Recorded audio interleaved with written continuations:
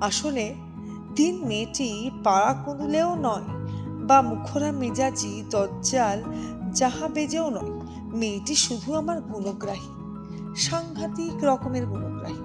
আর সেই হচ্ছে আমার মৃত্যুবান।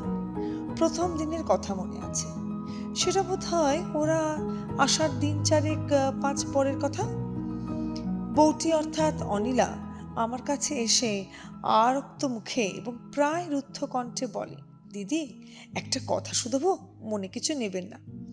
হেসে বললাম, মনে নেবার মতন হলে নিশ্চয়ই নেব। যা দিদি, তামাশা করছেন? শুধোচ্ছি, আপনার নামটা কি? বাল্যকাল পার করে আসার পর এ প্রশ্ন আর কেউ করেছে বলে মনে পড়ল না।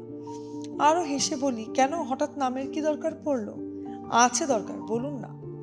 বললাম নাম। অনিলা একটু চমকে বলল, তবে তো আমার ভাই যা বলেছে ঠিক।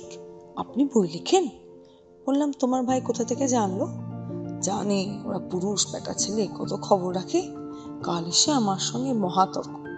ও বলে, আর আমি বিশ্বাস করি না। তর্ক থামে না। আমি বলি, তা অবিশ্বাসে কি আছে? বইটই তো মানুষে লেখে, নাকি বাঘ ভালুকে লেখে?